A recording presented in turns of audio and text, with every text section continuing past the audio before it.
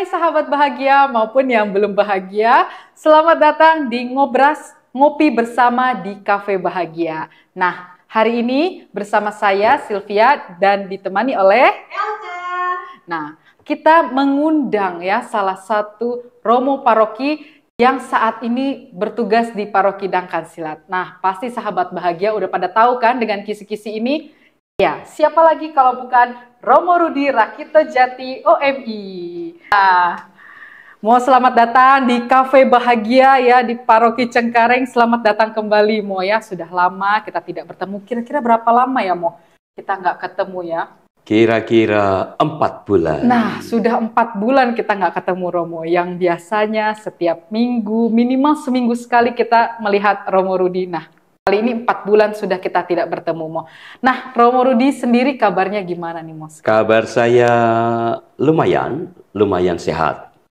Karena menjelang Imlek menyadari ternyata saya tidak sesakti yang saya duga. Nah, kenapa tuh Mo? Masuk angin, batuk, dan sekarang belum terlalu sembuh.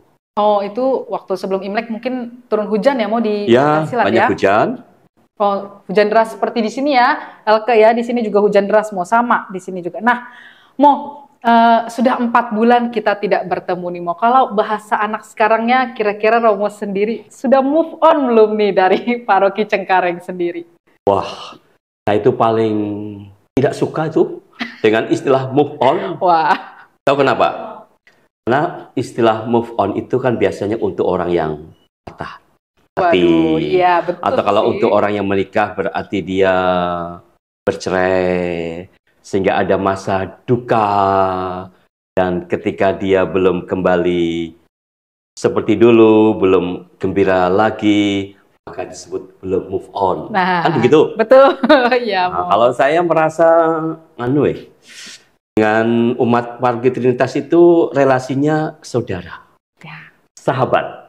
Jadi sahabat selamanya, saudara selamanya, maka harus selalu ada komunikasi. Maka kalau saya berkomunikasi, saya menyapa, ya bukan berarti saya tidak move on. Ya karena memang istilah itu tidak ada untuk untuk relasi saya dan umat Paroki Trinitas. Ya, best friend forever best ya. friend forever. Ya, kalau kita dengar beberapa umat Paroki Cengkareng ini kayaknya masih belum bisa move on nih dari Romo Rudi sendiri. Nah, maka dari itu ada Romo Rudi di sini, kita bisa berbincang-bincang dengan Romo Rudi, temu kangen ya ke. Sebelum dilanjutin lagi, nggak lengkap kalau misalnya sambil. Nah, betul. Apalagi namanya ngopi ya. Romo Rudi mau kopi apa? Saya mau ngopi kopi robusta Oke, siap. Sylvia mau kopi apa? tanpa gula. Oh, tanpa Ah, gula. kalau aku yang pasti kopi americano ala Cafe Bahagia. Oke, siap. Tunggu ya. Oke. Sebelumnya nih. Wow, Sambil makan-makan dulu ya. ini Mo, silakan. Ini mungkin ya beberapa yang Romo rindukan yang ada Tempe di Jakarta. goreng dan tahu isi. Nah, pasti Romo senang dengan menu yang mungkin udah lama nggak ketemu. Aku dengar-dengar Romo juga kayaknya mungkin sulit menemukan tempe dan tahu goreng di sana ya Mo. Betul. Nah, oke Mo, selama 4 bulan Romo ada di Paroki Dangkan Silat nih Mo. Kira-kira Romo ada nggak sih hal-hal yang sangat berbeda dengan kondisi yang ada di paroki kita sekarang? Ya, betul. Kondisi Paroki Dangkan Silat memang berbeda dengan paroki khususnya Trinitas. Yang satu di pedalaman, salah satu paroki di Keuskupan Sintang, yang satu salah satu paroki yang lumayan besar di ibu kota. Dari lokasinya saja sudah sangat berbeda. Beda ya Mo. Tetapi perbedaannya di mana? Dari sudut umat, jumlahnya mungkin kurang lebih sama, Sylvie. Umat Paroki Dangkan Silat, ya 10.000 sekian lah. Seperti Paroki Trinitas, Paroki Cengkareng, umatnya juga 10.000 sekian. Tetapi perbedaannya adalah, kalau di Trinitas umatnya tersebar di sekitar 65-66 lingkungan, Paroki Dangkan umatnya tersebar di 49 stasi. Oh. Dan jarak antar stasi itu kira-kira 3 kilo. Dan stasi yang paling jauh, Silvi, itu jaraknya kira-kira 120 kilometer dari pastoran. Waduh, jauhnya. Jauhnya minta ampun. Dan mungkin perlu bisa 5-6 jam untuk untuk sampai di stasi itu. Oh, itu dengan sepeda motor. Sepeda motor. Oh, cuma bisa dijangkau dengan sepeda motor ya? Ya, pakai mobil boleh, tapi mungkin lebih lama ya. Oh, gitu. Karena jalanan pada umumnya masih jalan tanah. Oh, Romo sendiri sudah pernah ke sana naik motor, Mo? Terus terang belum. Oh. Jadi dari 49 stasi, saya baru mampu mengunjungi 37 stasi. Beberapa sudah ada yang 2 kali dikunjungi, karena letaknya yang sangat dekat dengan pastoran. Sementara paroki yang paling jauh tadi sangat tergantung juga dengan keadaan cuaca. Kalau pada musim hujan seperti sekarang, untuk mencapai tempat itu sungguh-sungguh berat. Dan orang yang menjemput pun mungkin tidak ada atau tidak bersedia karena terlalu sulit untuk dijangkau. Jadi saya menunggu sampai nanti ketika musim hujan sudah selesai, baru akan lebih sering ke sana. Ya, anggap saja membayar hutang lah, karena belum dikunjungi, sementara yang lain sudah dikunjungi. Wow, tapi termasuk luar biasa loh, Mo. Selama 4 bulan dari 42 stasi ya, Mo. 49 stasi sudah mengunjungi 37 stasi ya, Mo. Ya, itu karena tiap minggu berusaha mengunjungi sekurang-kurangnya 3 stasi. Oh, setiap minggu. Ya. Oke, Mo. Melanjutkan tentang paroki Dangkan Silat, Mo. Kira-kira apa saja sih, Mo, kesulitan-kesulitan yang mungkin Romo hadapi selama ini di paroki Dangkan Silat, Mo? Ya, kesulitan. Sebetulnya saya tidak merasa sulit ya untuk ditugaskan dimanapun. Kesulitan menurut saya lebih karena faktor cuaca. Faktor cuaca yang sekarang tidak mudah diprediksi. Oh, begitu ya. Cuaca hujan, cuaca panas, sekarang hampir sulit untuk memprediksi. Dan itu yang mengganggu pelayanan. Kita mau berangkat ke stasi tertentu, tiba-tiba hujan, akhirnya batal. Oh, gitu. Atau kalaupun tidak batal, ya tidak mampu fisiknya, kan terlalu jauh, atau ya kira-kira seperti itu. Berarti Mo di sana misanya nggak setiap minggu ya, Mo? Nah, memang. Misalnya mungkin setiap stasi itu akan sudah bersyukur kalau dalam 1 tahun bisa 2-3 kali merayakan misa. Oh, sesulit itu ya, Mo? Sesulit ternyata. itu. Oh iya, udah jadi nih. Bahagia dulu. Kopi bahagia. Kita berbahagia karena kopi yang disajikan oleh Kafe Bahagia. Iya, Kafe Bahagia oleh baristanya ya. Baristanya. Elke. Oke, terima kasih. Kita coba. Ci, ada sedotan? Jangan lupa pertanyaan. Romo rajin kirim video soal Dangkan Silat. Gimana tuh, Mo? Apa sih motivasi Romo masih rajin banget kirim video-video di Instagram soal Dangkan Silat, Mo? Oh ya, kenapa saya kirim? Sebetulnya saya mengirim itu karena ada beberapa alasan. Alasan pertama, ya tadi, tidak ada istilah move on di antara kita. Maka saya kirim video itu sebagai cara saya berkomunikasi dengan umat. Iya. Bahwa ya saya berkarya di sini. Ini loh tempat-tempat karya OMI yang barangkali Anda tidak tahu. Jadi tadi selain berkomunikasi berarti berbagi informasi. Iya, betul. Supaya Anda makin kenal OMI juga. Alasan lain yang sangat penting sebetulnya adalah ini adalah sarana aksi panggilan. Promosi panggilan. Siapa tahu melihat video singkat yang sederhana ada yang tersentuh lalu kepingin jadi misionaris. Nah, gitu. Oke. Mo, kira-kira apa saja sih Mo yang membuat Romo berkesan selama di Dangkasilat, yang paling berkesan bagi Romo? Yang paling berkesan tuh banyak.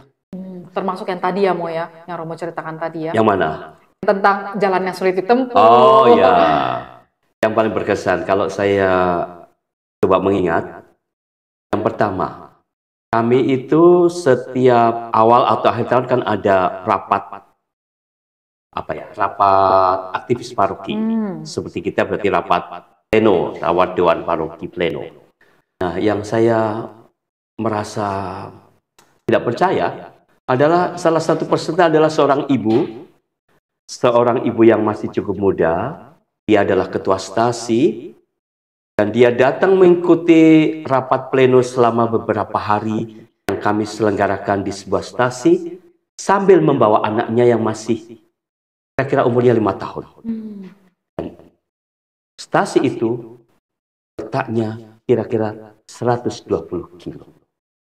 Pertanyaan saya adalah, ada enggak orang seperti ini di tempat lain? Iya, betul juga ya Mo. Jadi saya merasa, wow, ini orang yang pasti istimewa. Betul, betul. Jadi saya bertemu dengan orang-orang yang luar biasa.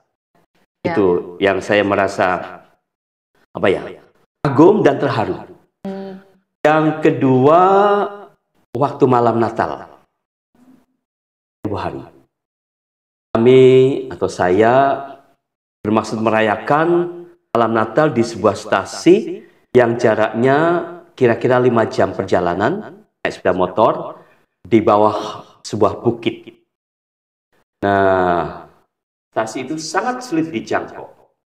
Sepeda motor trail pun tidak mampu. Yang mampu itu justru sepeda motor bebek. Mereknya boleh disebut tidak?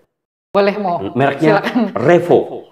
Jadi biar kebayang kita ya Mo. Jadi untuk menuju ke sana saya dijemput oleh seorang pemuda namanya Adam. Oh, Adam. Namanya Adam. Dan di medan yang saya sendiri merasa, aduh, begitu sulitnya medan ini, pemuda ini tetap tersenyum, tetap bahagia. Itu yang saya kagum. Hujan rintik-rintik sore menjelang hari Natal itu. Dan melihat dia itu, saya jadi teringat salah satu kata mutiara Charlie Chaplin. Charlie Chaplin itu punya kata mutiara, saya suka hujan. Karena orang tidak akan bisa melihat kalau saya menangis. Oh. Saya merasa begitu. Jadi pada waktu itu saya terharu, saya menangis, dan untung ada hujan. Sehingga orang lain tidak lihat kalau saya menangis. Oh, Romo terharu saat itu ya Mo. Sambil dijemput sambil dijemput dan merasa Natal ini paling indah gitu kan. Di suatu sudut yang tidak pernah mudah dijangkau dan umat tetap datang untuk merayakan Natal. Iya, ini Natal yang sangat-sangat berbeda dengan Natal di kota, apalagi di Trinitas gitu ya. Iya. Mungkin bisa merasakan di Jakarta. Iya, kita aja kalau di Jakarta kalau mau misa aja kalau hujan sedikit rasanya malas itu tinggi banget ya. Jadi rasa malas itu tinggi banget. Di sana itu justru saya merasa dipertobatkan. Iya, kita mendengar ceritanya juga jadi kita jadi tersentuh ya, jadi menggetarkan hati juga nih Mo untuk kita yang mungkin kalau setiap mau beribadah godaannya di sana sini ternyata banyak saudara-saudara kita yang bahkan merindukan Ekaristi ya Mo. Persis itu poinnya. Iya.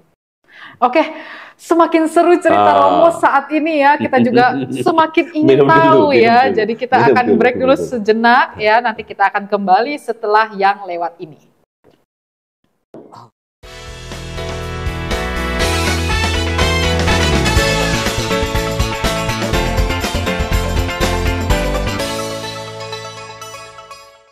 Hai sahabat bahagia, berjumpa lagi di Ngobras, ngopi bersama di Cafe Bahagia, bukan sembarang ngopi. Nah, masih bersama dengan Romo Rudi Rakito Jati. Kita mau melanjutkan nih Mo obrolan yang seru tadi ya. Mo, kira-kira nih Mo, aku sama Elke tadi di belakang udah penasaran banget Mo dengan semua ceritanya Romo Rudi tadi.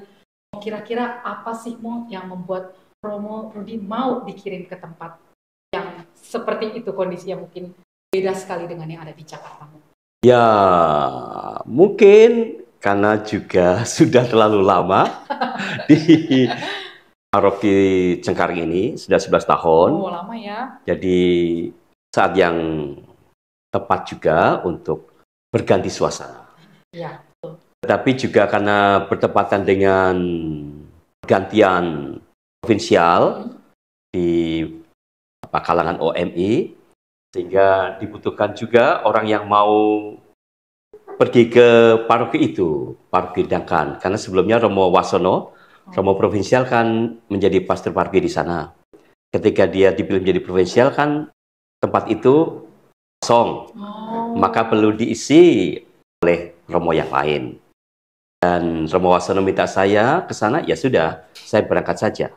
Gitu. Kenapa saya berangkat? Ya karena saya seorang misionaris yang harus siap dikirim kemana saja. Itu yang pertama. Jadi karena memang saya seorang misionaris, maka manapun diutus, saya berangkat. Yang penting berangkat dulu. Nanti di sana seperti apa, lihat saja. Kalau tidak kuat, ya tinggal kasih tahu provinsial. Romo, bro, ya enggak mampu ini, tolong pindah tempat lain. Nah, kira-kira seperti itu. Gitu. Waktu dapat penugasan di Dangkan Silat nih, Romo kira-kira langsung galau nggak beberapa waktu atau masih berpikir dulu untuk menerima penugasan baru ini, Mo? Sejujurnya ya, sejujurnya tidak. Karena memang sebetulnya saya sudah sejak lama kepingin berkarya di Kalimantan. Sejak 44 tahun yang lalu. Romo kecil ya, ya? Waktu saya kecil. Dan paroki ini, waktu saya berangkat itu, akan merayakan dalam 1-2 bulan ulang tahunnya yang ke-44. Oh iya ya, betul. Jadi kan ya? seperti apa ya, seperti deja vu gitu ya. Kebetulan yang kayaknya tuh sudah diatur gitu ya, oleh sang pemilik cerita kehidupan gitu ya. Jadi saya memang juga sangat menginginkan berkarya di pedalaman. Karena memang ingat motivasi masa kecil. Ingin pergi melayani umat yang apa ya, yang tidak seberuntung kita yang di Jakarta. Hebat sekali Romo ya. Kalau gitu selama pelayanan di Kalimantan Mo, pernah nggak terbesit pengen mundur gitu? Enggak juga. Memang awal-awal keberadaan di sana itu terasa berat. Penyesuaian fisik. Dan ternyata setelah 3 bulan saya merasa kuat, akhirnya bisa sakit juga. Tapi bukan berarti lalu saya kepikiran untuk berhenti. Tidak juga. Karena ya tadi pengalaman-pengalaman pertobatan, pengalaman yang berkesan, itu yang memberi kekuatan pada saya untuk tetap tinggal di sana dan tetap melanjutkan apa yang harus dilakukan di sana. Berapa lama sih Mo Romo bisa beradaptasi dengan kondisi di sana? Ini saya kira masih masa adaptasi. Saya belum sungguh-sungguh tahu apa yang harus dilakukan. Jadi masih pengenalan lapangan, melihat keadaan, melihat kebutuhan. Jadi ibaratnya orang berkendara itu mungkin masih gigi 1, gigi 2. Masih adaptasi walaupun masih udah 4 bulan adaptasi, ya. Tapi saya senang karena di sana banyak aktivis, banyak pelayan yang sungguh-sungguh ringan untuk melayani gereja. Jadi ada banyak teman bekerja di sana. Nah, Romo, berarti apakah itu salah satu motivasi juga Mo yang semakin yakin dan mantap untuk bertugas di Kalimantan Mo? Ya tentu, bahwa itu juga menjadi salah satu hal yang menarik membuat saya kepingin tahu lebih banyak tentang paroki ini. Paroki ini kan bisa dikatakan paroki yang awalnya dulu untuk mencapai setiap stasiunnya melalui sungai, sekarang karena perubahan zaman, kebanyakan bisa dijangkau dengan sepeda motor, sehingga ya ini paroki yang sedang dalam perubahan. Perubahan dari paroki lama ke paroki masa kini. Dan saya ikut ambil bagian untuk membawa paroki itu ke arah masa kini. Maka itu menjadi menarik. Luar biasa sih, umat Paroki Trinitas ini, Paroki Cengkareng ini, aku mau spill ke Romo. Banyak yang kangen sama Romo. Tapi biasanya kalau kita tanya kangen apa sih? Kangen omelannya Romo. Canda ya, pasti banyak secara pribadi kita kangen sama Romo dia secara personal. Nah, Romo Rudi sendiri kira-kira apa sih yang dikagumi dari Gereja Trinitas? Saya kalau ingat Trinitas, ya tentu pertama liturgi. Karena saya memang sangat suka liturgi, suka keindahan, dan itu sesuatu yang di paroki ini tidak bisa saya temukan. Ya, tetapi Romo Wasono memang salah satu alasan dia minta saya adalah supaya saya akan memperbaharui liturgi, memperkenalkan kepada umat di sana liturgi itu seperti apa. Oh iya, mengajarkan. Ya, itu yang satu. Bagi saya liturgi Trinitas itu, untuk saya ya, itu paling indah, paling tertata, paling disiapkan. Saya tidak tahu sekarang ya, dulu kira-kira begitu. Maka saya sering mengomel kalau tidak bagus ya. Romo harus lihat apa yang sudah Romo tabur selama ini. Romo harus menuai juga hasilnya ya. Saya akan lihat itu. Yang kedua ya tentu saya kangen kedekatan dengan umat ya. Karena di paroki ini saya sendiri meskipun orang merasa mungkin tukang ngomel, tapi saya toh merasa dekat dengan umat ya. Dan umat juga merasa dekat dengan saya. Apalagi anak-anak, saya senang kalau anak-anak lari-lari, lalu Romo, lalu mulai ngobrol. Yang ketiga tentu kafe bahagia. Romo pasti kangen setiap minggu duduk di sini. Sebelum misa, selesai misa kan bisa bertemu umat secara informal. Iya, betul. Bertemu secara pribadi. Umat banyak juga yang mendatangi kafe bahagia hanya untuk bertemu dengan Romo Rudi ya. Jadi kafe bahagia tidak untung juga ya. Karena orang tidak beli.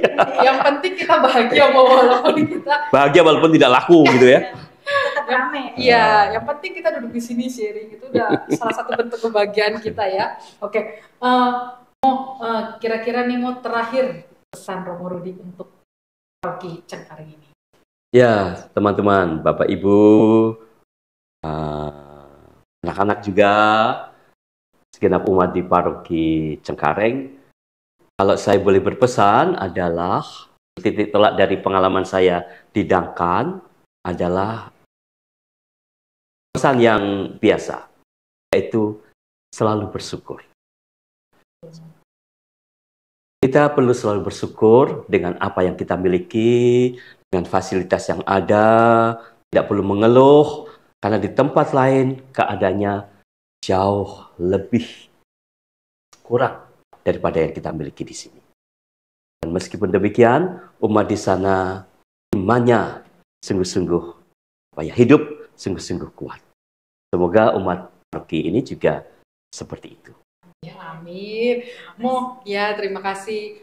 Nah, para sahabat yang bahagia maupun yang belum bahagia, mungkin setelah mendengarkan cerita-cerita dari Romo Rudi pada episode ini, mungkin kita semakin banyak bersyukur dan kita semakin lebih mudah untuk bahagia ya. Jadi yang belum bahagia nggak usah khawatir, kita akan pelan-pelan menemukan rasa bahagia itu. Oke, sangat-sangat terakhir nih kalau tadi terakhir, ini sangat-sangat terakhir ya, singkat. Romo Rudi, apakah Romo bahagia atau tidak Saya bahagia. Di sini bahagia, di sana bahagia. Ya, luar biasa ya. Oke, para sahabat yang berbahagia, sampai di sini dulu ya obrolan kita ya dengan Romo Rudi. Saya dan Elke sangat senang sekali pada episode ini. Kita terharu bersama ya, kita belajar bersama, kita bersyukur bersama supaya kita bisa lebih bahagia di hidup ini. Oh iya, siap. Romo di sana sendiri Oh iya, saya sendiri. Wah, saya sendiri. Kira-kira Romo perlu apa nih yang paling Romo butuhkan? Saya perlu teman, entah frater, entah Romo, supaya supaya umat di sana bisa dilayani lebih baik. Kalau selama ini bisa dikatakan setahun paling 2-3 kali misa, kalau ada tambahan tenaga frekuensi itu bisa ditambah. Ya, maka semoga banyak kaum muda tertarik untuk Ini dia, bahagia bersama saya, ya. menjadi misionaris dan melayani umat Allah di tempat lain. Nah, itu pemuda, jangan lupa pesan dari Romo Rudi di episode ini. Oke, terima kasih Romo Rudi, terima kasih Elke sudah bersedia hadir di episode ini. Kita akan kembali dengan episode-episode selanjutnya. Ya, tetap bersama Ngobras, ngopi bersama di Cafe Bahagia, bukan sekedar ngopi. Bye-bye.